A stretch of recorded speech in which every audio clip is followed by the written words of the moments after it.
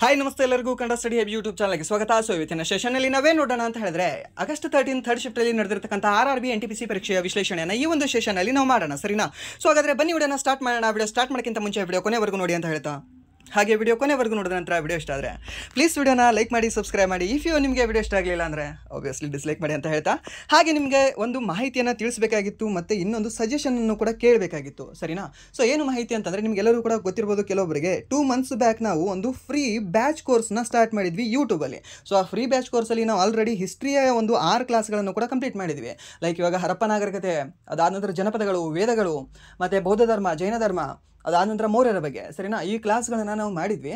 ಅದು ಮಾಡಿದ ಮೇಲೆ ಈ ಒಂದು ಪಾಸ್ನ ಕೊಟ್ಟಿದ್ವಿ, ಅದಕ್ಕೆ ಪಾಸ್ ಮಾಡಿದ್ವಿ, ಅದನ್ನು ಕಂಟಿನ್ಯೂ ಮಾಡಿರಲಿಲ್ಲ. ಸೊ ಅದನ್ನು ಇವಾಗ ರಿಟರ್ನ್ ರೆಸ್ಯೂಮ್ ಮಾಡಬೇಕು ಅಂತ ಇದ್ದೀವಿ. ಸೊ ಆ ರೆಸ್ಯೂಮ್ ಮಾಡೋಣ, ಅದು ಏನು ಮಾಡೋಣ ಅಂತ ನಿಮ್ಗೆ ಕೇಳಬೇಕು ಅಂತ ಒಂದು ಸಜೆಷನ್, ಸರಿನಾ? ಸೊ ಅದು ರೆಸ್ಯೂಮ್ ಮಾಡಿದರೆ ಏನೇನು ಅದರಲ್ಲಿ ಸಿಗುತ್ತೆ ಅಂತಂದರೆ, ನೀವು ಒಂದು ಪೇಡ್ ಕೋರ್ಸ್ ಇಲ್ಲಿವರೆಗೂ ಯಾವುದಾದ್ರೂ ತೊಗೊಂಡಿದ್ದೀರಾ, ಒಂದು ಯಾವುದಾದ್ರೂ ಕೋಚಿಂಗ್ ಹೋಗಿದ್ದೀರಾ, ಸೊ ಅಲ್ಲಿ ನಿಮಗೆ ಏನು ಕಲಿಸಿದಾರಲ್ವಾ ಅದಕ್ಕಿಂತ ಒಂದು ಮಾಹಿತಿಯನ್ನು ನಿಮಗೆ ಹೆಚ್ಚಿಗೆ ಕಲಿಸ್ತೀನಿ, ಸರಿನಾ? ಸೊ ಇದು ಯೂಟ್ಯೂಬಲ್ಲಿದೆ, ಫ್ರೀ ಇದೆ, ಹಾಗೆ ಹೀಗೆ ಅಂತ ಇಲ್ಲ. ಸೊ ಹಾಗಿದ್ರೆ ನಾನು ಥಿಯರಿ ಕ್ಲಾಸ್ನ ಮಾಡಬೇಕು ಅನ್ನೋದು ನನಗೆ ಮನಸ್ಸಲ್ಲೂ ಕೂಡ ಬರ್ತಾ ಇರಲಿಲ್ಲ. ಸೊ ಈ ಚಾನಲಲ್ಲಿ, ಈ ಒಂದು ಕನ್ನಡ ಸ್ಟಡಿ ಹಬ್ ಅನ್ನೋ ಒಂದು ಚಾನಲ್ ಏನಿದೆ ಅಲ್ವಾ, ಆ ಚಾನಲಲ್ಲಿ ಬಂದುಬಿಟ್ಟು ನೀವು ಪ್ಲೇ ಲಿಸ್ಟಲ್ಲಿ ಹೋಗಿ central government free batch course ಅಂತ ನೀವು ಸುಮ್ಮನೆ ಕ್ಲಿಕ್ ಮಾಡಿದ್ರೆ ನಿಮಗೆ ಸಂಪೂರ್ಣವಾಗಿ ಎಲ್ಲ ಮಾಹಿತಿ ಸಿಗಬೇಕು ಅನ್ನೋದು ನನ್ನ ಆಸೆ, ಸರಿನಾ? ಸೊ ಇಲ್ಲಿವರೆಗೂ ಕನ್ನಡದಲ್ಲಿ ಯಾರಾದರೂ ಮಾಡಿದಾರಾ ಅಂತಂದರೆ ನನಗೆ ಗೊತ್ತಿರತಕ್ಕಂತಹ ಮಾಹಿತಿಯ ಪ್ರಕಾರ ಇಲ್ಲ ಅನ್ನೋದೇ ಇದೆ. ಸೊ ಮೊಟ್ಟ ಮೊದಲ ಬಾರಿಗೆ ನಾವೇ ಆ ಒಂದು ಫ್ರೀ ಬ್ಯಾಚ್ ಕೋರ್ಸನ್ನು, ಕಂಪ್ಲೀಟ್ ಬ್ಯಾಚ್ ಕೋರ್ಸ್, ಸರಿನಾ? ಸೊ ಮತ್ತೆ ನಾನು ಅದನ್ನು ಮಾಡ್ತೀನಿ, ಇದನ್ನು ಮಾಡ್ತೀನಿ, ಅದಕ್ಕೆ ದುಡ್ಡು ಕೊಡಿ, ಏನೂ ಬೇಕಿಲ್ಲ. ಜಸ್ಟ್ ನಿಮಗೆ 349 ದುಡ್ಡು ಖರ್ಚಾಗುತ್ತೆ. ಎದಕ್ಕೆ ಖರ್ಚಾಗುತ್ತೆ? ನಿಮ್ಮ ಒಂದು ಜಿಯೋ ರಿಚಾರ್ಜ್ಗೆ ಖರ್ಚಾಗುತ್ತೆ. ಸೊ ಅಷ್ಟು ನೀವು ಖರ್ಚು ಮಾಡಿಕೊಂಡು ಅಲ್ಲಿ ನೀವು ನೋಡಿದ್ರಿ ಅಂತಂದರೆ ಸಂಪೂರ್ಣವಾಗಿ ನೀವು ಯಾವುದೇ ಎಕ್ಸಾಮ್ ಬರೀರಿ, ನೀವು ಅಗ್ನಿವೀರಿಂದ ಸ್ಟಾರ್ಟ್ ಮಾಡ್ಕೊಳ್ಳಿ, ಇಲ್ಲಾಂದರೆ SSC GDಯಿಂದ ಸ್ಟಾರ್ಟ್ ಮಾಡ್ಕೊಳ್ಳಿ, ರೈಲ್ವೆ ಡಿ ಗ್ರೂಪಿಂದ ಸ್ಟಾರ್ಟ್ ಮಾಡ್ಕೊಳ್ಳಿ, ಆ್ಯಂಡ್ ದೆನ್ ನೀವು ಅಲ್ಲಿ JEವರೆಗೂ ಬರೀರಿ, NTPCವರೆಗೂ ಬರೀರಿ, ಆ್ಯಂಡ್ ದೆನ್ ನೀವು SSCಯಲ್ಲಿ CGLವರೆಗೂ ಬರೀರಿ. ಸೊ ಸಂಪೂರ್ಣವಾಗಿ ನಿಮಗೆ ಏನು ಬೇಸಿಕ್ ಎಲ್ಲವೂ ಕೂಡ ಕೋಚಿಂಗಲ್ಲಿ ಒಂದು ಪೇಡ್ ಕ್ಲಾಸಲ್ಲಿ ನಿಮಗೆ ಹೇಳಬೇಕಲ್ವಾ. ಸೊ ಸಂಪೂರ್ಣವಾಗಿ ಎಲ್ಲವೂ ಕೂಡ ನಾನು ನಿಮ್ಗೆ ಮುಗಿಸ್ಕೊಡ್ತೀನಿ. ಸೊ ಒಂದು ದಿನಕ್ಕೆ 3 ಕ್ಲಾಸ್ನ ಮಾಡೋಣ. ಸೊ 2 ರಿಂದ 3 ಕ್ಲಾಸು. ಲೈಕ್ ಹೇಗೆ ಅಂತಂದರೆ, ಒಂದು ದಿನ ನಾವು ಹಿಸ್ಟ್ರಿ ಕ್ಲಾಸ್ ತೊಗೊಂಡ್ರೆ, ಹಿಸ್ಟ್ರಿ ಮತ್ತು ಈ ಒಂದು ಎಕನಾಮಿಕ್ಸ್ ತೊಗೊಂಡ್ರೆ, ಅದಾದ ನಂತರ ಅದನ್ನು ಸ್ವಲ್ಪ ಕಂಟಿನ್ಯೂ ಮಾಡೋಣ. ಅದಾದ ನಂತರ ಅದರಲ್ಲಿ ಟಾಪಿಕ್ಗಳು ಮುಗಿದ ಮೇಲೆ ಮತ್ತೆ ಅದರಲ್ಲಿ ನಾವೇನು ತೊಗೊಳ್ಳೋಣ, ಜಿಯೋಗ್ರಫಿ ಮತ್ತು ಪೊಲಿಟಿ ಈ ಥರ ತೊಗೊಳ್ಳೋಣ, ಸರಿನಾ? ಹಾಗೆ ಅದ್ರ ಜೊತೆ ಸ್ಟ್ಯಾಟಿಕ್ GK ಮತ್ತು ಇಂಗ್ಲೀಷನ್ನು ಕೂಡ, ಇಂಗ್ಲೀಷು ವೀಕ್ಲಿ 1 to 2 ಕ್ಲಾಸ್ನ ನಾವು ಮಾಡ್ತಾ ಹೋಗೋಣ. ಸೊ ಅದಕ್ಕೆ ನಿಮಗೆ ಸಂಪೂರ್ಣವಾಗಿ ಯೂಸ್ಫುಲ್ ಆಗುತ್ತೆ ಅನ್ನೋದು ನನ್ನ ಒಂದು ಭಾವನೆ, ಸರಿನಾ? ಸೊ ಅದು ನಿಮಗೆ ಯೂಸ್ ಆಗ್ತಿರಲಿಲ್ಲ ಅಂದರೆ ನಾನು ನಿಮಗೆ ಹೇಳ್ದಾನೆ ಹೋಗ್ತಿರಲಿಲ್ಲ, ಇವನ್ ಮಾಡಬೇಕು ಅಂತ ಇರ್ತಿರಲಿಲ್ಲ. ಬಟ್ ಕೆಲವೊಬ್ರಿಗೆ ಹೇಗಿರುತ್ತೆ ಅಂದರೆ, ಈ ಒಂದು ಕೋಚಿಂಗ್ ಸೆಂಟರ್ಗಳಿಗೆ ಹೋದರೆ ನಾನು ಪಾಸ್ ಆಗ್ತೀನಿ, ಇಲ್ಲಲ್ಲ, ಪಾಸ್ ಆಗಿದ್ದಾರೆ ಎಷ್ಟೋ ಜನ ಅಲ್ವಾ? ಸೊ ಈ ಒಂದು ಯೂಟ್ಯೂಬ್ ಏನು ಪ್ಲಾಟ್ಫಾರ್ಮ್ ಇದೆಯಲ್ವ, ಈ ಯೂಟ್ಯೂಬ್ ಪ್ಲಾಟ್ಫಾರ್ಮಲ್ಲಿ ನಿಮಗೆ ಕನ್ನಡದಲ್ಲೇ ಮಾಹಿತಿ ಸಿಗಲಿ ಅನ್ನೋದು ನನ್ನ ಒಂದು ಏನಂತ ಹೇಳ್ತೀವಿ, ಆಶಯ, ಸರಿನಾ? ಸೊ ಆದ ಒಂದು ಕಾರಣದಿಂದ ನಾನು ಮಾಡಬೇಕಂತ ಇದ್ದೀನಿ. ನಿಮ್ಮ ಸಜೆಷನ್ ಏನು, ನಿಮ್ಮ ಒಪಿನಿಯನ್ ಏನು ಅಂತ ನೀವು ನನಗೆ ಕಾಮೆಂಟ್ ಬಾಕ್ಸಲ್ಲಿ ತಿಳಿಸಿ. ಹಾಗೆ ಏನಾದರೂ ಸ್ವಲ್ಪ ಜಾಸ್ತಿ ನಿಮ್ಮ ಸಜೆಷನ್ ಏನಾದರೂ ಇತ್ತು ಅಂತಂದರೆ ನೀವು ಪರ್ಸ್ನಲಾಗಿ ನನಗೆ ಟೆಲಿಗ್ರಾಮಲ್ಲೂ ಕೂಡ ಬಂದು ನನಗೆ ಮೆಸೇಜ್ ಮಾಡಿ ಹೇಳ್ಬೋದು, ಸರಿನಾ? ಸೊ ನಿಮ್ಮ ಒಂದು ಸಜೆಷನ್ ಆಲ್ವೇಸ್ ನನಗೆ ವೆಲ್ಕಮೇಬಲ್. ಸೊ ನಿಮಗೆ ವೆಲ್ಕಮ್ ಮಾಡ್ಕೊಳ್ತೀನಿ, ನೀವು ನನಗೆ ಹೇಳಿ.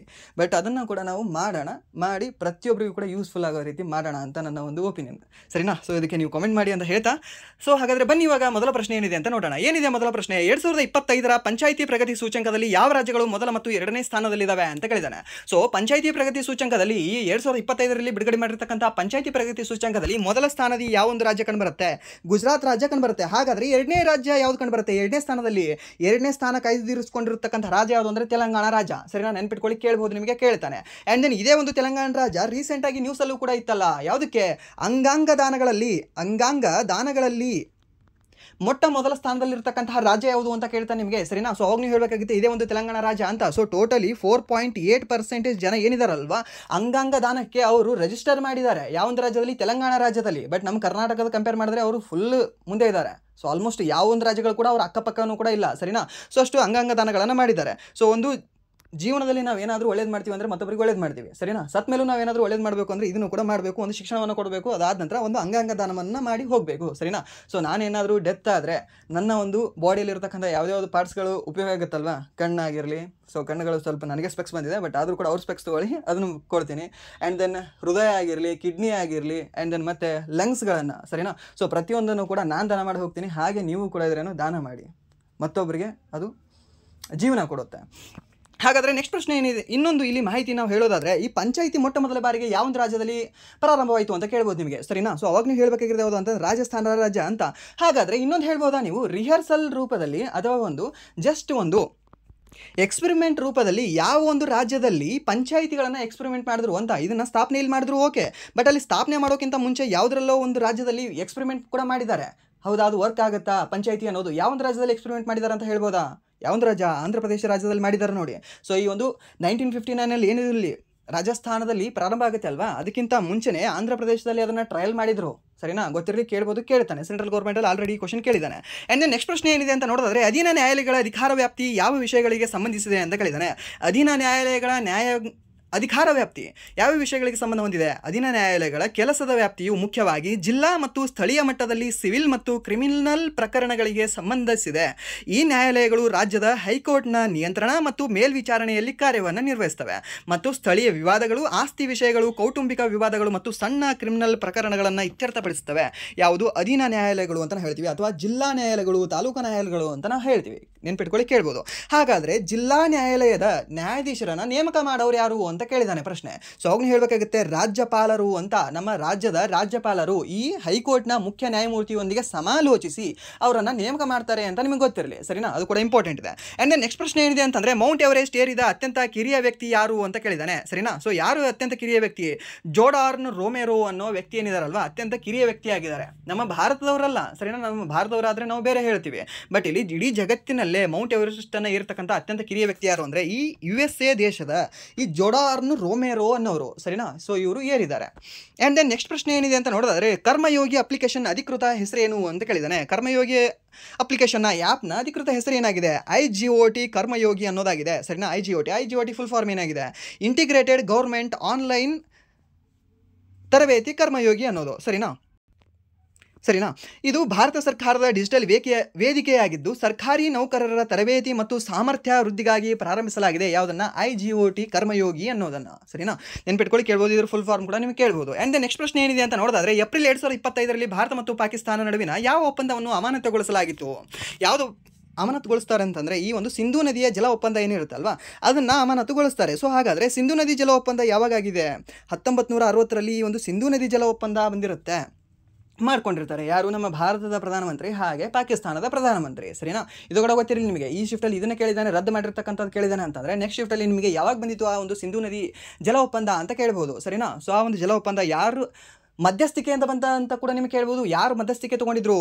ಇಲ್ಲಿ ಒಂದು ಕಡೆ ಇಂಡಿಯಾದವ್ರು ಇದ್ದರು, ಅದಾಂತರ ಒಂದು ಕಡೆ ಪಾಕಿಸ್ತಾನದವ್ರು ಇದ್ದರು. ಇಬ್ಬರು ಕೂಡ ಏನು ಮಾಡಬೇಕು ಅಂತಿದ್ರು? ಸಿಂಧೂ ನದಿ ಜಲ ಒಪ್ಪಂದವನ್ನು ಮಾಡಬೇಕು ಅಂತ ಇದ್ರು. ಯಾರಾದರೂ ಒಬ್ಬರು ಮಧ್ಯೆ ಇರಬೇಕಲ್ವಾ, ಮೀಡಿಯೇಟ್ರು. ಯಾರಿದ್ರು? ವರ್ಲ್ಡ್ ಬ್ಯಾಂಕ್ ಅಥವಾ IBRD ಅಂತ ಹೇಳ್ತೀವಿ. ಸರಿನಾ? ವರ್ಲ್ಡ್ ಬ್ಯಾಂಕ್ ಏನು ಮಧ್ಯಸ್ಥಿಕೆ ವಹಿಸ್ಕೊಂಡಿತ್ತು. ಇವು ನೆನ್ಪಿಟ್ಕೊಳ್ಳಿ, ಕೇಳ್ಬೋದು. ಯಾವೊಂದು ವರ್ಷ? 1960ರ ವರ್ಷದಲ್ಲಿ. ಆ್ಯಂಡ್ ದೆನ್ ನೆಕ್ಸ್ಟ್ ಪ್ರಶ್ನೆ ಏನಿದೆ ಅಂತ ನೋಡಿದ್ರೆ, ಚಳಿಗಾಲದಲ್ಲಿ ಉತ್ತರ ಭಾರತದಲ್ಲಿ ಮಾನ್ಸೂನ್ ಏಕೆ ಬರುತ್ತದೆ ಅಂತ ಕೇಳಿದ್ದಾನೆ. ಮೀನ್ಸ್ ಚಳಿಗಾಲದಲ್ಲಿ ಉತ್ತರ ಭಾರತದ ಈ ಪಂಜಾಬ್, ಹರಿಯಾಣ, ರಾಜಸ್ಥಾನದ ಉತ್ತರ ಭಾಗ, ದೆಹಲಿಯ ಪ್ರದೇಶಗಳಲ್ಲಿ ಮತ್ತು ಈ ಒಂದು ಹಿಮಾಚಲ ಪ್ರದೇಶದ ಭಾಗಗಳಲ್ಲಿ ಮಳೆ ಏಕೆ ಬರುತ್ತದೆ ಅಂತ ಕೇಳಿದಾನೆ. ಪಾಶ್ಚಿಮಾತ್ಯ ಅಡೆತಡೆಗಳು ಅಂತ ನಾವು ಹೇಳ್ತೀವಿ. ಮಧ್ಯ ಸಾಗರ ಏನಿದೆ ಅಲ್ವಾ, ಮೆಡಿಟೇರಿಯನ್ ಸಮುದ್ರ ಏನಿದೆ ಅಲ್ವಾ, ಆ ಒಂದು ಸಮುದ್ರದಿಂದ ಬೀಸ್ತಕ್ಕಂತಹ ಗಾಳಿಯಿಂದ, ಆ ಒಂದು ಅಡೆತಡೆಗಳಿಂದ ನಮ್ಮ ಭಾರತದ ಉತ್ತರ ಭಾಗದಲ್ಲಿ ಮಳೆ ತರ್ತದೆ. ನೆನ್ಪಿಟ್ಕೊಳ್ಳಿ, ಕೇಳ್ಬೋದು. ಆ್ಯಂಡ್ ದೆನ್ ಸ್ಪೆಷಲಿ ನೀವು ರಾಜ್ಯಗಳು ಏನಾದರೂ ಕೇಳಿದ್ರೆ ಅವಾಗ ನೀವು ಹೇಳಬೇಕಾಗುತ್ತೆ ಪಂಜಾಬ್ ಮತ್ತು ಹರಿಯಾಣ ಅಂತ ಹೇಳಬೇಕಾಗುತ್ತೆ. ಆ್ಯಂಡ್ ದೆನ್ ದೆಹಲಿ ಅನ್ನೋದು ಕೂಡ ನೀವು ಹೇಳ್ಬೋದು. ಸೊ ಇನ್ನೂ ಸ್ವಲ್ಪ ಜಾಸ್ತಿ ಏನಾದರೂ ನಿಮಗೆ ವೈಡಾಗಿ ಕೇಳಿದ ಅಂದರೆ ಅಲ್ಲಿ Himachal Pradesh ಹೇಳಬೇಕಾಗುತ್ತೆ. And then north Rajasthan ಅಂತ ಹೇಳಬೇಕಾಗುತ್ತೆ. ಸರಿನಾ? ನೆನ್ಪಿಟ್ಕೊಳ್ಳಿ, ಕೇಳ್ಬೋದು. ಆ್ಯಂಡ್ ದೆನ್ ನೆಕ್ಸ್ಟ್ ಪ್ರಶ್ನೆ ಏನಿದೆ ಅಂತಂದರೆ, ಭಾರತ ಸರ್ಕಾರ ಮತ್ತು ಭಾರತೀಯ ರಿಸರ್ವ್ ಬ್ಯಾಂಕ್ RBI ನಡುವಿನ ಹಣಕಾಸು ನೀತಿ ಚೌಕಟ್ಟಿನ ಒಪ್ಪಂದಕ್ಕೆ ಯಾವಾಗ ಸಹಿ ಹಾಕಲಾಯಿತು ಅಂತ ಕೇಳಿದಾನೆ. ಭಾರತ ಸರ್ಕಾರ ಒಂದು ಕಡೆ, ಇನ್ನೊಂದು ಯಾವುದು ಅಂದರೆ RBI, ಅವರ ನಡುವಿನ ಹಣಕಾಸು ನೀತಿ ಚೌಕಟ್ಟಿನ ಒಪ್ಪಂದಕ್ಕೆ ಯಾವಾಗ ಸಹಿ ಹಾಕಲಾಯಿತು ಅಂತ. ಸೊ 2015 ಫೆಬ್ರವರಿ 20ರಂದು ಈ ಒಂದು ನೀತಿ ಚೌಕಟ್ಟಿಗೆ ಸಹಿ ಹಾಕಲಾಗಿದೆ. ಸರಿನಾ? ಈ ಒಪ್ಪಂದದ ಅಡಿಯಲ್ಲಿ ಹಣದುಬ್ಬರ ಗುರಿ ನೀತಿಯನ್ನು ಅಳವಡಿಸಿಕೊಳ್ಳಲಾಯಿತು. ಇದರಲ್ಲಿ ಗ್ರಾಹಕ ಬೆಲೆ ಸೂಚಂಕ ಆಧಾರಿತ ಹಣದುಬ್ಬರದಲ್ಲಿ 4% ±2%. ಇದು ನೆನ್ಪಿಟ್ಕೊಳ್ಳಿ. ಸರಿನಾ? ಇದು ಇಂಪಾರ್ಟೆಂಟ್ ಇದೆ ನೋಡಿ. 4% ನಿಮಗೆ ನಾರ್ಮಲಿ ಗೊತ್ತಿರುತ್ತೆ, ಬಟ್ ಎಷ್ಟು ಹೆಚ್ಚು ಮತ್ತು ಎಷ್ಟು ಕಡಿಮೆ ಆಗ್ಬೋದು ಅಂತ ಕೇಳ್ಬೋದು ನಿಮಗೆ. ಸೊ ಅವಾಗ 2% ಹೆಚ್ಚು ಕಡಿಮೆ ಆಗ್ಬೋದು ಆ ಕಡೆ ಈ ಕಡೆ ಅಂತ ಹೇಳಿದ್ದಾರೆ. ಸರಿನಾ? ಅದನ್ನು ಮೇಂಟೈನ್ ಮಾಡಬೇಕು ಅಂತ ಒಂದು ಚೌಕಟ್ಟಿಗೆ ಸಹಿಯನ್ನು ಮಾಡ್ಕೊಂಡಿದ್ದಾರೆ. ಸರಿನಾ? ಯಾರ್ಯಾರು? ಭಾರತ ಸರ್ಕಾರ ಮತ್ತು RBI ಅನ್ನೋರು. ಆ್ಯಂಡ್ ನೆಕ್ಸ್ಟ್ ಪ್ರಶ್ನೆ ಏನಿದೆ ಅಂತ ನೋಡಿದ್ರೆ, ಅನ್ವಯಿಕ ಯಂತ್ರಶಾಸ್ತ್ರ ಮತ್ತು ಬಯೋಮೆಡಿಕಲ್ ಇಂಜಿನಿಯರಿಂಗ್ ವಿಭಾಗದಲ್ಲಿ ಹೊಸ ಕಾರ್ಯಕ್ರಮಗಳನ್ನು ಯಾವ IITಯಲ್ಲಿ ಪರಿಚಯಿಸಲಾಯಿತು ಅಂತ. ಸೊ ಯಾವೊಂದು IITಯಲ್ಲಿ ಪರಿಚಯಿಸಲಾಗ್ತದೆ? IIT ಮದ್ರಾಸ್. ನಿಮಗೆ ಜಸ್ಟ್ ಒಂದು ಹಿಂಟ್ ಕೊಡ್ತೀನಿ. ಏನು ಗೊತ್ತಾ, ನಿಮ್ಗೆ ಏನಾದರೂ IIT ಬಗ್ಗೆ ಕ್ವಶನ್ ಕೇಳಿದ 90% ಆನ್ಸರ್ ಯಾವ್ದು ಹಾಕಿ ಅಂದರೆ IIT ಮದ್ರಾಸ್ ಅಂತ ಹಾಕಿ. ಸರಿನಾ. ಇದು ಒಂದು ಬಂದಿದೆ ಅಂತ ನಾನು ಹೇಳ್ತಾ ಇಲ್ಲ, ಬಟ್ ಆಲ್ಮೋಸ್ಟ್ ಎಲ್ಲೋ ಒಂದು 10% ನಮ್ಮ ಲಕ್ ಚೆನ್ನಾಗಿರೋದೇ ಬೇರೆ ಆಗಿರ್ಬೋದು. ಬಟ್ ಆಲ್ಮೋಸ್ಟ್ ನಿಮ್ಗೆ ಕ್ವಶನ್ ಬರೋದು ಯಾವುದು ಅಂತಂದರೆ IIT ಮದ್ರಾಸ್ ಮೇಲೆ ಬರ್ತದೆ. IIT ಮದ್ರಾಸ್ದವರು ಕೂಡ ಹಾಗೆ ಇದ್ದಾರೆ, ಸ್ಟೂಡೆಂಟ್ಸ್ ಆಗಿರಲಿ ಟೀಚರ್ಸ್ ಕೂಡ ಆಗಿರಲಿ. ಸೊ ಆಲ್ಮೋಸ್ಟ್ ಏನಾದರೂ ಒಂದು ಇನಿಷಿಯೇಟಿವ್ ತರ್ತಾ ಇರ್ತಾರೆ, ಸರಿನಾ.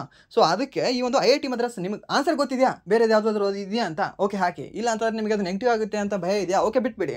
ಬಟ್ ನಿಮಗೆ ಹಾಕಲೇಬೇಕು ಅನಿಸಿದ್ರೆ IIT ಮದ್ರಾಸ್ನೇ ಅಲ್ಲಿ ಟಿಕ್ ಹಾಕಿ ಬಂದ್ಬೇಡಿ, ಸರಿನಾ. ಸೊ ಇದನ್ನು ಈಸಿ ಚಾಯ್ಸ್ ನಿಮಗೆ. ಆ್ಯಂಡ್ ದೆನ್ ನೆಕ್ಸ್ಟ್ ಪ್ರಶ್ನೆ ಏನಿದೆ ಅಂತ ನೋಡೋದಾದರೆ ರಾಜಸ್ಥಾನದ ಪ್ರಮುಖ ನೀರು ಸರಬರಾಜು ಯೋಜನೆ ಯಾವುದು ಅಂತ ಕೇಳಿದಾನೆ. ಯಾವುದಾಗಿದೆ? ಇಂದಿರಾ ಗಾಂಧಿ ಕಾಲುವೆ ಯೋಜನೆ ಆಗಿದೆ, ಸರಿನಾ. ಇಂದಿರಾ ಗಾಂಧಿ ಕಾಲುವೆ ಯೋಜನೆ ಅಂತ ಹೇಳ್ತೀವಿ. ಹಾಗೆ ನಮ್ಮ ಭಾರತದಲ್ಲಿ ಕಂಡುಬರ್ತಕ್ಕಂಥ ಅತ್ಯಂತ ಉದ್ದವಾದ ಕಾಲುವೆ ಯಾವುದು ಅಂತ ಹೇಳ್ತೀವಿ, ಇದೇ ಒಂದು ಇಂದಿರಾ ಗಾಂಧಿ ಕಾಲುವೆ ಅಂತ ಹೇಳ್ತೀವಿ, ಸರಿನಾ. ರಾಜಸ್ಥಾನ ರಾಜ್ಯದಲ್ಲಿ ಕಂಡುಬರುತ್ತೆ ಇದು. ಆ್ಯಂಡ್ ದೆನ್ ನೆಕ್ಸ್ಟ್ ಪ್ರಶ್ನೆ ಏನಿದೆ ಅಂತ ನೋಡೋದಾದರೆ ನೈಋತ್ಯ ಮಾನ್ಸೂನ್ ಎಲ್ಲಿಂದ ಹುಟ್ಟುತ್ತದೆ ಅಂತ ಕೇಳಿದಾನೆ. ನೈಋತ್ಯ ಮಾನ್ಸೂನ್ ಎಲ್ಲಿಂದ ಹುಟ್ಟುತ್ತದೆ? ನಮ್ಮ ಭಾರತವನ್ನು ಹೀಗೆ ತೆಗೆದ್ರೆ ಇದನ್ನು ಆಗ್ನೇಯ ಅಂತ ಹೇಳ್ತೀವಿ, ಇದನ್ನು ನೈಋತ್ಯ ಅಂತ ಹೇಳ್ತೀವಿ, ಇದನ್ನು ವಾಯುವ್ಯ ಅಂತ ಹೇಳ್ತೀವಿ, ಇದನ್ನು ಈಶಾನ್ಯ ಅಂತ ಹೇಳ್ತೀವಿ. ಸೊ ನೈಋತ್ಯ ಮಾನ್ಸೂನ್ ಮಳೆ ಬರ್ತದೆ, ಅದನ್ನು ನಾವು ಮುಂಗಾರು ಮಳೆ ಅಂತ ಕರಿತೀವಿ, ಸರಿನಾ. ಮುಂಗಾರು ಮಳೆ ಅಂತ ಕರಿತೀವಿ, ಅಥವಾ ಈ ಖಾರಿಫ್ ಏನು ಬೆಳೆ ಬೆಳೀತಾರಲ್ವ ಆ ಮಳೆ ಅಂತ ಕೂಡ ನಾವು ಕರಿತೀವಿ. ಯಾವುದನ್ನು? ಮಾನ್ಸೂನ್ ಮಳೆಯನ್ನು, ಅಥವಾ ನೈಋತ್ಯ ಮಾನ್ಸೂನ್ ಮಳೆಯನ್ನು. ಸೊ ಅದು ಎಲ್ಲಿ ಹುಟ್ಟುತ್ತದೆ? ಇಲ್ಲಿ ಏನಿದೆ ಇಲ್ಲಿರೋದು ಈ ಒಂದು ಅರೇಬಿಯನ್ ಸಮುದ್ರ ಇದೆ, ಇಲ್ಲಿ ಏನಿದೆ ಬಂಗಾಳ ಕೊಲ್ಲಿ ಇದೆ, ಸರಿನಾ. ಬಂಗಾಳ ಕೊಲ್ಲಿ ಮತ್ತು ಅರೇಬಿಯನ್ ಸಮುದ್ರದಿಂದ ಆ ಒಂದು ನೈಋತ್ಯ ಮಾನ್ಸೂನ್ ಹುಟ್ಕೊಳ್ತದೆ, ಸರಿನಾ. ಸೊ ಅದಕ್ಕೆ ನಾವು ಎರಡು ಹೆಸರಿಂದ ಕರಿತೀವಿ, ಈ ಅರೇಬಿಯನ್ ಸಮುದ್ರದ ಶಾಖೆ ಹಾಗೆ ಬಂಗಾಳ ಕೊಲ್ಲಿಯ ನೈಋತ್ಯ ಮಾನ್ಸೂನ್ ಶಾಖೆ ಅಂತ ಕರಿತೀವಿ. ಈ ಬಂಗಾಳ ಕೊಲ್ಲಿಯ ಶಾಖೆ ಏನಿದೆ ಅಲ್ವಾ ಅತಿ ಹೆಚ್ಚು ಈ ಒಂದು ಮೇಘಾಲಯದಲ್ಲಿ ಮಳೆಯನ್ನು ತರ್ತದೆ. ಹಾಗೆ ಅರೇಬಿಯನ್ ಸಮುದ್ರದ ಶಾಖೆ ಏನಿದೆ ಅಲ್ವಾ ಇದು ವೆಸ್ಟರ್ನ್ ಘಾಟ್ಗಳಲ್ಲಿ ಅತಿ ಹೆಚ್ಚು ಮಳೆಯನ್ನು ತರ್ತದೆ. ರಾಜ್ಯ ಕೇಳಿದ್ರೆ ಅವಾಗ ನೀವು ಹೇಳಬೇಕಾಗಿರೋದು ಕೇರಳ ರಾಜ್ಯದಲ್ಲಿ ಅತಿ ಹೆಚ್ಚು ಮಳೆಯನ್ನು ತರ್ತದೆ ಅಂತ ನೀವು ಹೇಳಬೇಕಾಗುತ್ತೆ. ಯಾವುದು? ಅರೇಬಿಯನ್ ಸಮುದ್ರದ ಶಾಖೆ, ಸರಿನಾ. ಸೊ ಜಸ್ಟ್ ನಿಮಗೆ ನೈಋತ್ಯ ಮಾನ್ಸೂನ್ ಅತಿ ಹೆಚ್ಚು ಮಳೆ ಯಾವ ಒಂದು ರಾಜ್ಯದಲ್ಲಿ ಕೊಡುತ್ತೆ ಅಂತ ಕೇಳಿದ್ರೆ ಅವಾಗ ನೀವು ಹೇಳಬೇಕಾಗುತ್ತೆ ಮೇಘಾಲಯ ಅಂತ. ಅದೇ ನಿಮಗೆ ಕ್ವಶನ್ ಸ್ವಲ್ಪ ಟ್ವಿಸ್ಟ್ ಮಾಡಿ ಅವಾಗ ಕೇಳಿರೋದು ಅರೇಬಿಯನ್ ಸಮುದ್ರದ ಶಾಖೆ ಯಾವ ಒಂದು ರಾಜ್ಯದಲ್ಲಿ ಅಥವಾ ಯಾವ ಒಂದು ಪ್ರದೇಶದಲ್ಲಿ ಅತಿ ಹೆಚ್ಚು ಮಳೆಯನ್ನು ಕೊಡುತ್ತದೆ ಅಂತ ಕೇಳಬಹುದು. ಅವಾಗ ನೀವು ಹೇಳಬೇಕಾಗಿರೋದು ಯಾವುದು ಅಂದರೆ ವೆಸ್ಟರ್ನ್ ಘಾಟ್ಸ್ ಅಥವಾ ಪಶ್ಚಿಮ ಘಟ್ಟಗಳು ಅಂತ ಹೇಳಬೇಕಾಗುತ್ತೆ. ರಾಜ್ಯ ಕೇಳಿದ್ರೆ ಕೇರಳ ರಾಜ್ಯ ಅಂತ ಹೇಳಬೇಕಾಗುತ್ತೆ. ಆ್ಯಂಡ್ ದೆನ್ ನೆಕ್ಸ್ಟ್ ಪ್ರಶ್ನೆ ಏನಿದೆ ಅಂತಂದರೆ ಸ್ಟಾಕ್ ಹೋಮ್ ಸಮಾವೇಶವು ಯಾವ ವರ್ಷದಲ್ಲಿ ನಡೆಯಿತು ಅಂತ ಕೇಳಿದ್ದಾನೆ. ಸೊ ಇಲ್ಲಿ ಸ್ಟಾಕ್ ಹೋಮಲ್ಲಿ ನಿಮಗೆ ಆಪ್ಷನ್ ಹೇಗೆ ಕೊಟ್ಟಿದ್ದಾನಲ್ವಾ ಅದರ ಮೇಲೆ ಇನ್ನೊಂದು ಕ್ವಶನ್ ಎಕ್ಸಾಕ್ಟ್ಲಿ ಹೇಗೆ ಕೊಟ್ಟಿದ್ದಾನಲ್ವಾ ಅದರ ಮೇಲೆ ನೀವು ಹೇಳಬೇಕಾಗುತ್ತೆ. ಏನು? ಒಂದು ಸ್ಟಾಕ್ ಹೋಮ್ ಸಮಾವೇಶ ಅಂತಲೇ ಕಂಡುಬರುತ್ತೆ. ಯಾವಾಗ? 1972ರಲ್ಲಿ ಇದು ನಡೀತದೆ. ಇದನ್ನು ವಿಶ್ವಸಂಸ್ಥೆಯ ಮಾನವ ಪರಿಸರ ಸಮ್ಮೇಳನ ಎಂದು ಸಹ ಕರೆಯುತ್ತಾರೆ. ಯಾವುದನ್ನ ಮಾನವ ಪರಿಸರ ಸಮ್ಮೇಳನ ಅಂತ ಕರೆಯುತ್ತೇವೆ ಅಂತ ಕೇಳಬಹುದು. ಅವಾಗ ನೀವು ಹೇಳಬೇಕಾಗಿರೋದು ಏನು ಅಂದರೆ ಸ್ಟಾಕ್ ಹೋಮ್ ಸಮ್ಮೇಳನ ಅಂತ. ಎಷ್ಟರಲ್ಲಿ ನಡೆಯಿತು? 1972ರಲ್ಲಿ. ಈ ಸಮ್ಮೇಳನವು ಜೂನ್ 5ರಿಂದ 16ರವರೆಗೆ ಸ್ವೀಡನ್ನ ಸ್ಟಾಕ್ ಹೋಮ್ನಲ್ಲಿ ನಡೆಯಿತು. ಇದೇ ಒಂದು ಸ್ಟಾಕ್ ಹೋಮ್ ನಿಮಗೆ ಇಂಪಾರ್ಟೆಂಟ್ ಇದೆ. ಯಾಕೆ? ನೊಬೆಲ್ ಪ್ರಶಸ್ತಿ ಇದೇ ಒಂದು ಊರಲ್ಲಿ ಕೊಡ್ತಾರೆ. ಕೇಳ್ತಾನೆ ಯಾವ ಒಂದು ಊರಲ್ಲಿ ನೊಬೆಲ್ ಪ್ರಶಸ್ತಿಯನ್ನು ಕೊಡ್ತಾರೆ ಅಂತ. ಸೊ ಅವಾಗ ಹೇಳಬೇಕಾಗಿರೋದು ಯಾವುದಂದ್ರೆ ಸ್ಟಾಕ್ ಹೋಮ್ ಅಂತ, ಸರಿನಾ. ಹಾಗೆ ಸ್ಟಾಕ್ ಹೋಮ್ ಸಮಾವೇಶವನ್ನು ಮೇ 22, 2001ರಂದು ಅಂಗೀಕರಿಸಲಾಯಿತು ಮತ್ತು ಮೇ 17, 2004ರಂದು ಜಾರಿಗೆ ಬಂದಿತು. ನಿಮಗೆ ಏನಾದರೂ ಅಂಗೀಕಾರ ಯಾವಾಗ ಮಾಡಿದ್ದಾರೆ ಅಂತ ಕೇಳಿದ್ರೆ ಅವಾಗ ನೀವು ಹೇಳಬೇಕಾಗಿರೋದು ಯಾವುದು ಅಂದರೆ 2001 ಅಂತ. ಅದು ಏನಾದರೂ ಜಾರಿಗೆ ಬಂದಿರೋದು ಕೇಳಿದ್ರೆ ಅವಾಗ ನೀವು ಹೇಳಬೇಕಾಗಿರೋದು ಯಾವುದು ಅಂದರೆ ಮೇ 17, 2014 ಅಂತ. ಮೇ 17 ಅಂದರೆ ಏನೋ ಒಂದು ನೆನಪು ಬರ್ತಾ ಇದೆಯಲ್ಲ, ಏನು ನೆನಪು ಬರ್ತಾ ಇದೆ ನನಗೆ? ವಾಸ್ಕೋ ಡಿ ಗಾಮಾ ನೆನಪು ಬರ್ತಾ ಇದ್ದಾನೆ, ಸರಿನಾ. Vasco D gamma. ಯಾಕೆಂದರೆ ಮೇ 17, 1498ಗೆ ನಮ್ಮ ಭಾರತ ದೇಶಕ್ಕೆ ಬಂದಿರತಕ್ಕಂಥ ಮೊಟ್ಟ ಮೊದಲ ವಿದೇಶಿಗ ಯಾರು ಅಂತ ನೋಡೋದಾದರೆ ಇದೇ ವಾಸ್ಕೋ ಡಿ ಗಾಮಾ. ಯಾವ ದೇಶದ ವ್ಯಕ್ತಿ? ಪೋರ್ಚುಗಲ್ ದೇಶದ ವ್ಯಕ್ತಿ. ಆ್ಯಂಡ್ ದೆನ್ ಇದು ನಿರಂತರ ಸಾವಯವ ಮಾಲಿನ್ಯಕಾರಕಗಳ POPs ಹಾನಿಕಾರಕ ಪರಿಣಾಮಗಳಿಂದ ಮಾನವನ ಆರೋಗ್ಯ ಮತ್ತು ಪರಿಸರವನ್ನು ರಕ್ಷಿಸುವ ಗುರಿಯನ್ನು ಹೊಂದಿರುವ ಜಾಗತಿಕ ಒಪ್ಪಂದವಾಗಿದೆ. ಯಾವುದು? ಸ್ಟಾಕ್ ಹೋಮ್ ಸಮಾವೇಶ ಅನ್ನೋದು, ಸರಿನಾ. ಇಲ್ಲಿ 3 ವರ್ಷಗಳನ್ನು ನೆನ್ಪಿಟ್ಕೊಳ್ಳಿ. ಒಂದು 1972, ಇನ್ನೊಂದು ನಿಮಗೆ 2001, ಅದಾದ ನಂತರ 2004 ಅನ್ನೋದು. ಆ್ಯಂಡ್ ನೆಕ್ಸ್ಟ್ ಪ್ರಶ್ನೆ ಏನಿದೆ ಅಂತಂದರೆ ಭಾರತ ಓಮನ್ ಮಿಲಿಟರಿ ವ್ಯಾಯಾಮದಲ್ಲಿ ಯಾವ ಯುದ್ಧ ನೌಕೆ ಭಾಗವಹಿಸಿತು ಅಂತ ಕೇಳಿದಾನೆ. ಯಾವ ಒಂದು ಯುದ್ಧ ನೌಕೆ ಭಾಗವಹಿಸ್ತದೆ? ಭಾರತ ಮತ್ತು ಈ ಒಂದು ಓಮನ್ ದ್ವಿಪಕ್ಷೀಯ ನೌಕಾ ಸಮರಾಭ್ಯಾಸದಲ್ಲಿ ನಸೀಮ್ ಅಲ್ ಬಹರ್ ನಲ್ಲಿ ಭಾಗವಹಿಸ್ತಾರೆ. ಸೊ ಇದರಲ್ಲಿ ಈ INS ತ್ರಿಖಂಡ್ ಜೊತೆಗೆ ಡಾರ್ನಿಯರ್ ಕಡಲುಗಸ್ತು ವಿಮಾನ ಮತ್ತು ಓಮಾನಿ ಯುದ್ಧ ನೌಕೆ RNOV ಅಲ್ ಸಿವ್ ಈ ವ್ಯಾಯಾಮದಲ್ಲಿ ಭಾಗವಹಿಸಿದವು, ಸರಿನಾ. ನಮ್ಮ ಭಾರತದಲ್ಲಿ ಯಾವ್ದು ಭಾಗವಹಿಸು ಅಂತಂದರೆ ಒಂದು ಗಸ್ತು ವಿಮಾನ, ಹಾಗೆ INS ತ್ರಿಕಾಂಡ ಅಂತ ಹೇಳ್ತೀವಿ, ಸರಿನಾ. ಇದು ನೆನ್ಪಿಟ್ಕೊಳ್ಳಿ ಕೇಳ್ಬೋದು. ಆ್ಯಂಡ್ ದೆನ್ ಅಲ್ಲಿ INS ತ್ರಿಕಾಂಡದ ಬಗ್ಗೆ ನಿಮಗೆ ಕೇಳಿರ್ತಾನೆ. ರಿಂಪ್ಯಾಕಲ್ಲಿ ಯಾವುದು ಭಾಗವಹಿಸಿತು? ರಿಂಪ್ಯಾಕ್ ನಡೆಸುತ್ತೆ ಅಲ್ವಾ. ಯಾವ ಒಂದು ದೇಶ ನಡೆಸ್ತು ರಿಂಪ್ಯಾಕನ್ನು? ಅಮೆರಿಕ ದೇಶ ನಡೆಸ್ತದೆ. ಅದರಲ್ಲಿ ನಮ್ಮ INS ಶಿವಾಲಿಕ್ ಏನಿದೆ ಅಲ್ವಾ ಭಾಗವಹಿಸಿತ್ತು, ಅದು ಕೂಡ ನೆನ್ಪಿಟ್ಕೊಳ್ಳಿ ಕೇಳ್ಬೋದು ನಿಮಗೆ. ಆ್ಯಂಡ್ ದೆನ್ ನೆಕ್ಸ್ಟ್ ಪ್ರಶ್ನೆ ಏನಿದೆ ಅಂತ ನೋಡಿದ್ರೆ ಸಿಸ್ಮೋಗ್ರಾಫ್ನಿಂದ ದಾಖಲಿಸಲ್ಪಟ್ಟ ಅಲೆಗಳ ಪ್ರಮಾಣದ ಕ್ರಮವೇನು ಅಂತ ಕೇಳಿದ್ದಾನೆ. ಯಾವ್ಯಾವ ಪ್ರಮಾಣ ಯಾವ್ದ್ಯಾವುದು ಅಂತ, ಕ್ರಮವೇನು ಅಂತ, ಸರಿನಾ. ಪ್ರಮಾಣದ ಕ್ರಮವೇನು, ಪ್ರಯಾಣದ ಕ್ರಮವೇನು? ಒಂದು P ತರಂಗದ ಮೂಲಕ ಮೊದಲು ತಲುಪುತ್ತದೆ. 2ನೇ ಸ್ಥಾನದಲ್ಲಿ S ವೇವ್ ಅಂತ ಹೇಳ್ತೀವಿ, ಸರಿನಾ, ಸೆಕೆಂಡ್ರಿ ವೇವ್. ಅದಾಂತರ ನೆಕ್ಸ್ಟ್ ಬರೋದು ಯಾವುದಂದ್ರೆ ನಿಮಗೆ ಈ ಒಂದು ಮೇಲ್ಮೈ ಅಲೆಗಳು ಅಂತ ನಾವು ಕರಿತೀವಿ, ಸರಿನಾ. ಸೊ ಇದನ್ನು ನಾವು ಏನಂತ ಕರಿತೀವಿ? ಮೇಲ್ಮೈ ಅಲೆಗಳು ಅಂತ ಕರಿತೀವಿ. ಫಸ್ಟ್ ಪ್ರೈಮರಿ, ಸೆಕೆಂಡ್ರಿ, ಅದಾದಂದ್ರೆ ಮೇಲ್ಮೈ ಅಲೆಗಳು ಅಂತ ನಾವು ಕರಿತೀವಿ. ಸೊ ಇದು ಈ ಒಂದು ಕ್ರಮದಲ್ಲೇ ಇವು ಪಾಸ್ ಆಗ್ತವೆ. ಯಾವುದು? ಈ ಒಂದು ಭೂಕಂಪ ಅನ್ನೋದು ಸರಿನಾ. ಭೂಕಂಪವನ್ನು ನಾವು ಯಾವುದರಲ್ಲಿ ಎಳಿತೀವಿ, ಈ ಒಂದು ಸಿಸ್ಮೋಗ್ರಾಫಲ್ಲಿ ಎಳಿತೀವಿ ಸರಿನಾ. ಭೂಕಂಪದ ಒಂದು ತೀವ್ರತೆಯನ್ನು ಯಾವುದರಲ್ಲಿ ಎಳಿತೀವಿ, ರಿಕ್ಟರ್ ಮಾಪಕದಲ್ಲಿ ಎಳಿತೀವಿ ಸರಿನಾ. ಯಾವುದು ರಿಕ್ಟರ್ ಮಾಪಕದಲ್ಲಿ ಎಳಿತೀವಿ. ಅಂದರೆ ನೆಕ್ಸ್ಟ್ ಪ್ರಶ್ನೆ ಏನಿದೆ ಅಂತಂದರೆ ಈಶಾನ್ಯ ಭಾರತದಲ್ಲಿ ಕೂಕಿ ಬುಡಕಟ್ಟು ಎಲ್ಲಿ ಕಂಡು ಬರುತ್ತದೆ ಅಂತ ಕೇಳಿದ್ದಾನೆ. ಕೂಕಿ ಬುಡಕಟ್ಟು ಎಲ್ಲಿ ಕಂಡು ಬರ್ತದೆ, ಜಗಳ ಆಡ್ತಿರ್ತಾರಲ್ವಾ ಆಲ್ವೇಸ್. ಕೂಕಿ ಮತ್ತು ಮೈತೈ ಅನ್ನೋ ಎರಡು ಜನಾಂಗಗಳು ಜಗಳ ಆಡ್ತಿರ್ತವೆ. ಎಲ್ಲಿ ಜಗಳ ಆಡ್ತಿರ್ತದೆ, ಇದೇ ಒಂದು ಮಣಿಪುರದಲ್ಲಿ 356 ಆರ್ಟಿಕಲ್ ಕೂಡ ರೀಸೆಂಟಾಗಿ ಜಾರಿಗೆ ಆಗಿತ್ತಲ್ವಾ.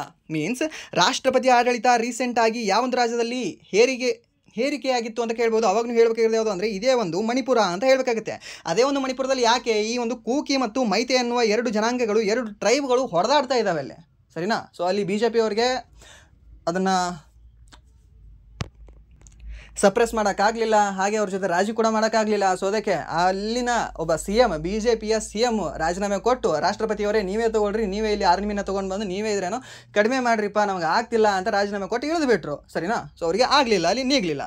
ಅದಲ್ಲದೆ ಮತ್ತು ಮಿಜೋರಾಮಲ್ಲೂ ಕೂಡ ಈ ಒಂದು ಕೂಕಿಯವರು ಕಂಡುಬರ್ತಾರೆ. ಬಟ್ ಕಂಪೇರ್ ಟು ಈ ಒಂದು ಮಣಿಪುರದಲ್ಲಿ ಕಡಿಮೆ. ಅದಂತ ನಾಗಾಲ್ಯಾಂಡಲ್ಲೂ ಕೂಡ ಕಂಡುಬರ್ತಾರೆ. ಆ್ಯಂಡ್ ದೆನ್ ಅಸ್ಸಾಮಲ್ಲೂ ಕೂಡ ಕಂಡುಬರ್ತಾರೆ. ಯಾಕಂದರೆ ಅವೆಲ್ಲವೂ ಕೂಡ ಗಡಿ ಪ್ರದೇಶ ಅದರ ಜೊತೆ ಹಂಚ್ಕೊಂಡಿದ್ದಾವೆ. ಆ್ಯಂಡ್ ದೆನ್ ನೆಕ್ಸ್ಟ್ ಪ್ರಶ್ನೆ ಏನಿದೆ ಅಂದರೆ ದೆಹಲಿ ಸುಲ್ತಾನರ ಆಳ್ವಿಕೆಯಲ್ಲಿ ಪತ್ರ ವ್ಯವಹಾರ ಇಲಾಖೆಯನ್ನು ಏನೆಂದು ಕರೆಯಲಾಗ್ತಿತ್ತು ಅಂತ ಕೇಳಿದಾನೆ. ಇದನ್ನ ಇಂಪಾರ್ಟೆಂಟ್ ಇದೆ, ಇದು ಈ ಕ್ವಶನ್ ನೆನ್ಪಿಟ್ಕೊಳ್ಳಿ. ಈ ಕ್ವಶನ್ ಬೇರೆ ಬೇರೆ ಕಡೆ ಕೇಳ್ತಾನೆ, ಯಾವುದು ದಿವಾನ್ ಇ ಇನ್ಶಾ ಅನ್ನೋದನ್ನ. ಸೊ ಹಾಗೆ ಈ ಒಂದು ದೆಹಲಿ ಸುಲ್ತಾನರ ಆಳ್ವಿಕೆಯಲ್ಲಿ ಬೇರೆ ಬೇರೆ ಇಲಾಖೆಗಳಿದ್ವಲ್ವ, ಅವೆಲ್ಲವೂ ಕೂಡ ಇಲ್ಲಿ ಹಾಕಿದ್ದೀನಿ, ಒಂದ್ಸರಿ ನೋಡ್ಕೊಳ್ಳಿ.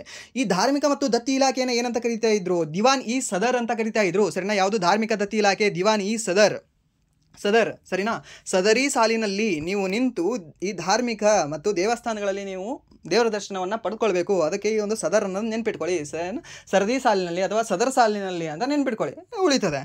ಏನಾದರೂ ಒಂದು ಮಾಡಬೇಕಲ್ವ. ಅದಾದ ನಂತರ ರಾಜ್ಯ ಪತ್ರ ವ್ಯವಹಾರ ಇಲಾಖೆಯನ್ನು ನಾವೇನಂತ ಕರಿತೀವಿ, ದಿವಾನ್ ಎ ಇನ್ಶಾ ಅಂತ ಕರಿತೀವಿ ಸರಿನಾ. ಪತ್ರ ವ್ಯವಹಾರ ನಾವು ಏನಂತ ಕರಿತೀವಿ ಅಂದರೆ ಇನ್ಶಾ ಅಂತ ಕರಿತೀವಿ.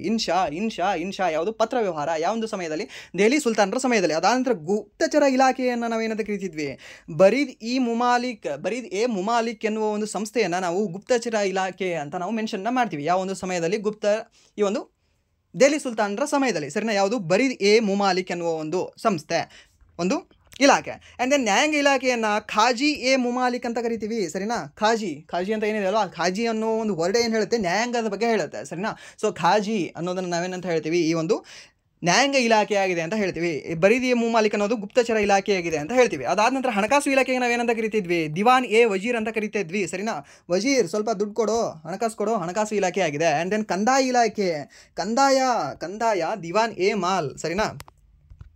ಮಾಲಲ್ಲಿ ಈ ಒಂದು ಕಂದಾಯವನ್ನು, ಟ್ಯಾಕ್ಸನ್ನು ಕಟ್ತಾರೆ ಅಂತ ನೆನ್ಪಿಟ್ಕೊಳ್ಳಿ, ದಿವಾನ್ ಎ ಮಾಲ್ ಅನ್ನೋದು ನೆನಪಿಡುತ್ತದೆ. ಆ್ಯಂಡ್ ದೆನ್ ಮಿಲಿಟರಿ ಇಲಾಖೆ, ದಿವಾನ್ ಎ ಅರಸ್ ಅನ್ನೋದು ಸರಿನಾ. ಈ ಒಂದು ದಿವಾನ್ ಎ ಅರಸ್ ಅಥವಾ ದಿವಾನ್ ಇ ಅರ್ಜ್ ಅಂತ ಕರಿತೀವಿ ಇದನ್ನು. ಅರಸ್ ಅಲ್ಲ, ಅದು ಅರ್ಜ್, ದಿವಾನ್ ಎ ಅರ್ಜ್ ಅಂತ.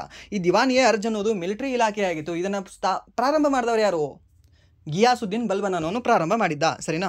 ಸೊ ಅದಾದ ನಂತರ ನೆಕ್ಸ್ಟ್ ಪ್ರಶ್ನೆ ಏನಿದೆ ಅಂತ ನೋಡೋದಾದರೆ, ವಿದ್ಯಾರ್ಥಿಗಳು UPSC ಪರೀಕ್ಷೆಗಳಿಗೆ ತಯಾರಾಗಲು ಸಹಾಯ ಮಾಡಲು ಯಾವ ಪೋರ್ಟಲನ್ನು ರಚಿಸಲಾಗಿದೆ ಅಂತ ಕೇಳಿದ್ದಾನೆ. ಯಾವೊಂದು ಪೋರ್ಟಲನ್ನು ರಚಿಸಲಾಗ್ತದೆ, ಈ UPSC ವಿದ್ಯಾರ್ಥಿಗಳ ತಯಾರಿಗಾಗಿ IGOT ಕರ್ಮಯೋಗಿ ಪೋರ್ಟಲ್ ಮತ್ತು ರಾಷ್ಟ್ರೀಯ ನಾಗರಿಕ ಸೇವೆಗಳ ಸಾಮರ್ಥ್ಯ ವೃದ್ಧಿ ಕಾರ್ಯಕ್ರಮ ಅಡಿಯಲ್ಲಿ ಸಂಪನ್ಮೂಲಗಳನ್ನು ಒದಗಿಸಲಾಗಿದೆ. ಆದರೆ UPSC ಆನ್ಲೈನ್ ಕಲಿಕಾ ವೇದಿಕೆಯಂತಹ ಪೋರ್ಟಲ್ಗಳನ್ನು ಸರ್ಕಾರ ಮತ್ತು ಖಾಸಗಿ ಸಂಸ್ಥೆಗಳು ಸಹ ಲಭ್ಯವಾಗುವಂತೆ ಮಾಡಿದವೆ. ಇದರ ಹೊರತಾಗಿ UPSC ಸಂಬಂಧಿಸಿದ ಅಧ್ಯಯನದ ಸಾಮಗ್ರಿಗಳು ಸ್ವಯಂ ಮತ್ತು ದೀಕ್ಷಾ ಪೋರ್ಟಲ್ಗಳಲ್ಲೂ ಕೂಡ ಲಭ್ಯ ಇದಾವೆ. ಇದು ದೀಕ್ಷಾ ಪೋರ್ಟಲ್ ನಿಮ್ಗೆ ಗೊತ್ತಿರುತ್ತೆ, ಬಟ್ ಇಲ್ಲಿ ಯಾವುದು ಅಂದರೆ IGOT ಕರ್ಮಯೋಗಿ ಅನ್ನೋದನ್ನು ನೆನ್ಪಿಟ್ಕೊಳ್ಳಿ. ಆ್ಯಂಡ್ ನೆಕ್ಸ್ಟ್ ಪ್ರಶ್ನೆ ಏನಿದೆ ಅಂತ ನೋಡೋದಾದರೆ, 2025ರಲ್ಲಿ ಮೊದಲ ಸೇನಾ ಕಮಾಂಡರ್ಗಳ ಸಮ್ಮೇಳನ ಎಲ್ಲಿ ನಡೆಯಿತು. ಈ ಸೇನಾ ಕಮಾಂಡರ್ಗಳ ಸಮ್ಮೇಳನ ಎಲ್ಲಿ ನಡೀತದೆ ಅಂದರೆ ನವದೆಹಲಿಯಲ್ಲಿ ನಡೀತದೆ ಸರಿನಾ. ಅದಾದ ನಂತರ ಅದರ ಅಧ್ಯಕ್ಷತೆಯನ್ನು ವಹಿಸ್ಕೊಂಡವರು ಯಾರು, ಸಚಿವ ರಾಜನಾಥ್ ಸಿಂಗ್ ಅವರು ಅದರ ಅಧ್ಯಕ್ಷತೆಯನ್ನು ವಹಿಸ್ಕೊಂಡಿದ್ದಾರೆ. ಹಾಗೆ ನೆಕ್ಸ್ಟ್ ಪ್ರಶ್ನೆ ಏನಿದೆ ಅಂದರೆ, WTOಗೆ ನಮ್ಮ ಭಾರತ ದೇಶ ಯಾವಾಗ ಸದಸ್ಯತ್ವ ಪಡೆದುಕೊಂಡಿತ್ತು ಅಂತ ಕೇಳಿದ್ದಾನೆ. ಈ ಒಂದು 1995 ಜನವರಿ 1ನೇ ತಾರೀಕಿನಂದು ನಮ್ಮ ಭಾರತ ದೇಶ ಸದಸ್ಯತ್ವವನ್ನು ಪಡ್ಕೊಂಡಿದೆ. ಈ ಕ್ವಶನ್ ಸರಿ ಕೇಳಿದ್ದಾನೆ. ಹಾಗಾದರೆ WTOಕ್ಕಿಂತ ಮುಂಚೆ ಯಾವುದು ಕೂಡ ಟ್ರೇಡನ್ನು ಇದನ್ನು ಮ್ಯಾನೇಜ್ ಮಾಡೋಕ್ಕಿರಲಿಲ್ವಾ ಸಂಸ್ಥೆಗಳು, ಇತ್ತು. ಯಾವುದು ಅಂತಂದರೆ ಗ್ಯಾಟ್ ಅನ್ನೋ ಒಂದು ಸಂಸ್ಥೆ ಇತ್ತು ಸರಿನಾ. ಈ ಒಂದು ಗ್ಯಾಟ್ ಸಂಸ್ಥೆ ಯಾವಾಗ ಪ್ರಾರಂಭವಾಗಿತ್ತು, 1948ರಲ್ಲೇ ಪ್ರಾರಂಭವಾಗಿತ್ತು. ಅದನ್ನು ನಾವೇನಂತ ಹೇಳ್ತೀವಿ, general agreement tariffs and trades ಅಂತ ಹೇಳ್ತೀವಿ. ಇದರ ಫುಲ್ ಫಾರ್ಮ್ ಕೇಳ್ಬೋದು, general agreement tariff and trades ಅಂತ ಹೇಳಬೇಕಾಗುತ್ತೆ ಸರಿನಾ. ಅದರ ಒಂದು ಕೇಂದ್ರ ಕಚೇರಿಯಲ್ಲಿ ಕಂಡು ಬರ್ತಾ ಇತ್ತು, ಇದೇ ಒಂದು ಜಿನೆವಾದಲ್ಲಿ ಕಂಡು ಬರ್ತಾ ಇತ್ತು. WTOದ ಕೇಂದ್ರ ಕಚೇರಿಯಲ್ಲಿ ಕಂಡು ಬರುತ್ತೆ ನಿಮಗೆ, ಇದೇ ಒಂದು ಜಿನೆವಾದಲ್ಲಿ ಕಂಡು ಬರುತ್ತೆ. ಅದೇ ನೆಕ್ಸ್ಟ್ ಪ್ರಶ್ನೆ ಏನಿದೆ ಅಂತಂದರೆ, ಉತ್ತರ ಭಾರತದಲ್ಲಿ ಯಾವ ನದಿ ಮಾದರಿ ಕಂಡು ಬರುತ್ತದೆ ಅಂತ ಕೇಳಿದ್ದಾನೆ. ಡೆಂಡ್ರಟಿಕ್ ಮಾದರಿ ಕಂಡು ಬರುತ್ತೆ. ವಾಟ್ ಯು ಮೀನ್ ಬೈ ಡೆಂಡ್ರಟಿಕ್ ಅಂದರೆ ಏನಲ್ಲ, ಈಗ ಒಂದು ನದಿ ಹರಿತಾ ಇರ್ತದೆ, ಡೆಂಡ್ರಟಿಕ್ ಅಂದರೆ ಹೀಗೆ ಬಂದಬೇಕು. ಈ ಒಂದು ಶೇಪ್ ಏನಿದೆಯಲ್ಲ ಇದನ್ನು ನಾವು ಡೆಂಡ್ರೈಟಿಕ್ ಅಂತ ಕರಿತೀವಿ. ಮೀನ್ಸ್ ಮರಗಳಲ್ಲಿ ಕಂಡುಬರಲ್ವಾ, ಎಲೆಗಳಲ್ಲಿ.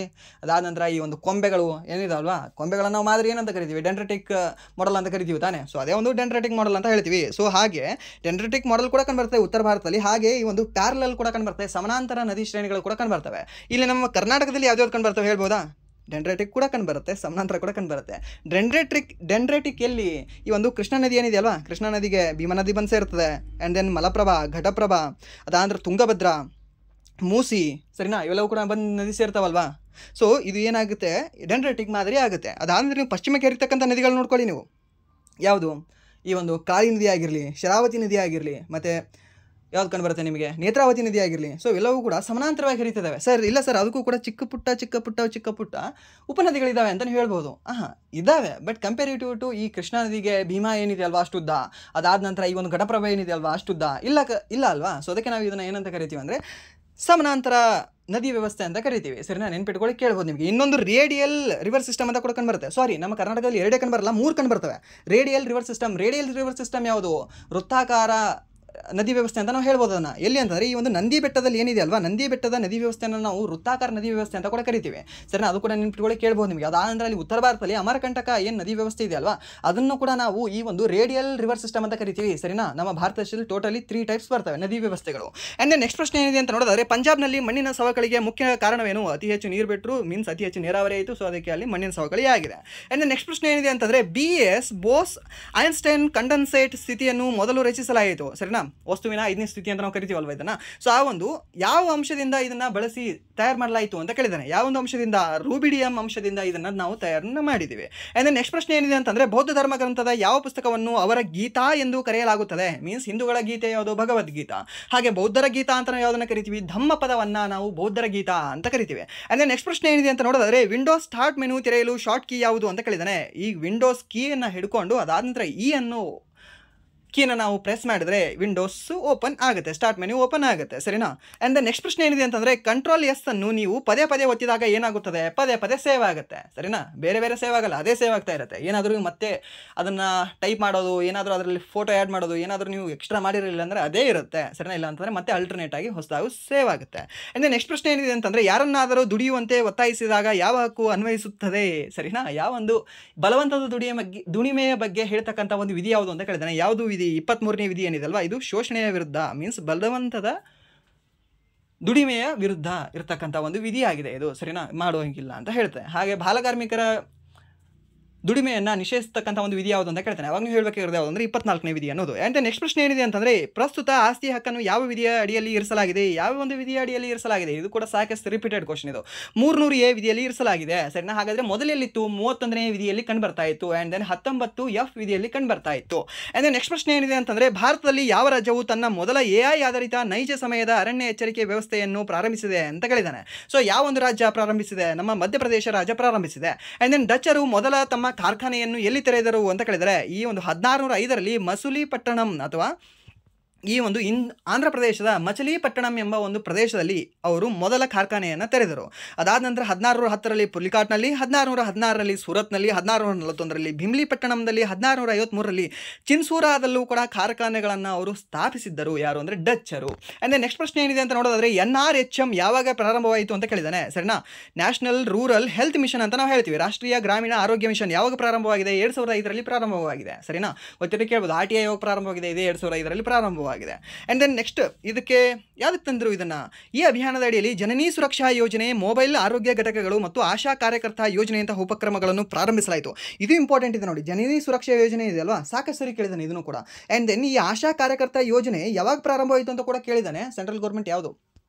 UP ಪೊಲೀಸ್ ಕೇಳಿದಾನೆ ಅನ್ಸುತ್ತೆ ಲಾಸ್ಟ್. ಬಿಹಾರ್ ಪೊಲೀಸ್ ಮೊನ್ನೆ ಎಕ್ಸಾಮ್ ಇತ್ತಲ್ವಾ, ಅಲ್ಲಿ ಕೇಳಿದಾನೆ ನೋಡಿ ಇದು ಕ್ವಶನ್. ಸರಿನಾ, ಇದು ನೆನ್ಪಿಟ್ಕೊಳ್ಳಿ. ಯಾವುದು ಅಂದರೆ ಆಶಾ ಕಾರ್ಯಕರ್ತ ಯೋಜನೆಯನ್ನು ಯಾವಾಗ ಪ್ರಾರಂಭಿಸಲಾಯಿತು ಅಂದರೆ ಈ ಒಂದು NRHM ಅಡಿಯಲ್ಲಿ 2005ರಲ್ಲಿ ಪ್ರಾರಂಭ ಮಾಡಿತ್ತು ಅಂತ. ಸರಿನಾ, ಇದು ಇಂಪಾರ್ಟೆಂಟ್ ಇದೆ, ನೋಡ್ಕೊಳ್ಳಿ. ಆ್ಯಂಡ್ ದೆನ್ ನೆಕ್ಸ್ಟ್ ಪ್ರಶ್ನೆ ಏನಿದೆ ಅಂತಂದರೆ, ಇತ್ತೀಚೆಗೆ ಭಾರತೀಯ ವಾಯುಪಡೆಯ ಹೊಸ ಉಪಮುಖ್ಯಸ್ಥರಾಗಿ ಯಾರು ನೇಮಕಗೊಂಡಿದ್ದಾರೆ? ವಾಯುಪಡೆಯದು ಅಂತ ಕೇಳಿದ್ರೆ ಅವಾಗ ನೀವು ಹೇಳಬೇಕಾಗಿರೋದು ಯಾವುದು ಅಂದರೆ ನರ್ಮದೇಶ್ವರ್ ತಿವಾರಿ ಅನ್ನೋದು. ಅದಾದ ನಂತರ ಏನಾದರೂ ನಿಮಗೆ ಭೂಪಡೆಯದು ಅಂತ ಕೇಳಿದರೆ ಅವಾಗ ನೀವು ಹೇಳಬೇಕಾಗಿರೋದು ಯಾರು ಅಂದರೆ ಪುಷ್ಪೇಂದ್ರ ಸಿಂಗ್ ಅನ್ನೋರು. ಪುಷ್ಪ ಸರಿನಾ. ಪುಷ್ಪೇಂದ್ರ ಸಿಂಗ್ನವರು ನಮ್ಮ ಭಾರತದ ಭೂಸೇನೆಯ ಪ್ರಸ್ತುತ ಉಪಮುಖ್ಯಸ್ಥರಾಗಿ ನೇಮಕಗೊಂಡಿದ್ದಾರೆ ರೀಸೆಂಟಾಗಿ. ಸೊ ಅದಕ್ಕೆ ಅದು ಕೂಡ ನ್ಯೂಸಲ್ಲಿದೆ, ನೆನ್ಪಿಟ್ಕೊಳ್ಳಿ. ಇಲ್ಲಿ ನರ್ಮದೇಶ್ವರನವರು ಎಷ್ಟು ಇಂಪಾರ್ಟೆಂಟ್ ಇದ್ದಾರಲ್ವಾ, ಹಾಗೆ ಪುಷ್ಪೇಂದ್ರನವರು ಕೂಡ ಇನ್ನೂ ಇಂಪಾರ್ಟೆಂಟ್ ಇದ್ದಾರೆ, ನೆನ್ಪಿಟ್ಕೊಳ್ಳಿ, ಕೇಳ್ಬೋದು. ಅಂದರೆ ನೆಕ್ಸ್ಟ್ ಪ್ರಶ್ನೆ ಏನಿದೆ ಅಂತ ನೋಡಿದ್ರೆ 2025ರಲ್ಲಿ ಕರ್ನಾಟಕದ ಯಾವ ಪಿಟೀಲು ವಾದಕರಿಗೆ ಪದ್ಮವಿಭೂಷಣ ಪ್ರಶಸ್ತಿ ನೀಡಲಾಯಿತು ಅಂತ. ಸೊ ಕ್ವಶನ್ ಮಸ್ತ್ ಆಗಿದೆ, ಸರಿ. ನಮ್ಮ ಕರ್ನಾಟಕದ ಬಗ್ಗೆ ಕ್ವಶನ್ ಬಂತು ಅಂದರೆ ಸ್ವಲ್ಪ ಏನೋ ಖುಷಿ ಆಗುತ್ತೆ, ಯಾಕಂದರೆ ಈಸಿ ಕ್ವಶನ್ ಅಂತ ನಾವು ಹೇಳ್ತೀವಿ. ಎಲ್ ಸುಬ್ರಹ್ಮಣ್ಯನ್ ಅವರು ಏನಿದಾರಲ್ವಾ ಪಿಟೀಲು ವಾದಕರಾಗಿದ್ದಾರೆ, ಇವರಿಗೆ ಪದ್ಮವಿಭೂಷಣ ಪ್ರಶಸ್ತಿ ನೀಡಿ ಗೌರವಿಸಲಾಗಿದೆ 2025ರಲ್ಲಿ. ನಿಮಗೆ ಆಲ್ಮೋಸ್ಟ್ 2025ರಲ್ಲಿ ಯಾರ್ಯಾರು ಪ್ರಶಸ್ತಿಗಳನ್ನ ತೊಗೊಂಡಿದ್ದಾರಲ್ಲ 139 ವ್ಯಕ್ತಿಗಳದ್ದು ಕೂಡ ನಾನು ನಿಮಗೆ ಟೆಲಿಗ್ರಾಮ್ ಗ್ರೂಪಲ್ಲಿ ಅಪ್ಲೋಡ್ ಮಾಡಿದ್ದೆ. ಇವನ್ RPF ಟೈಮಲ್ಲಿ ನಾನು ಅಪ್ಲೋಡ್ ಮಾಡಿದ್ದೀನಿ, ಮತ್ತೆ ಅದನ್ನು ಫಾರ್ವರ್ಡ್ ಕೂಡ ಮಾಡಿದ್ದೀನಿ, ಮತ್ತೆ ಓದ್ಕೊಳ್ಳಿ ನೀವು ಅಂತ.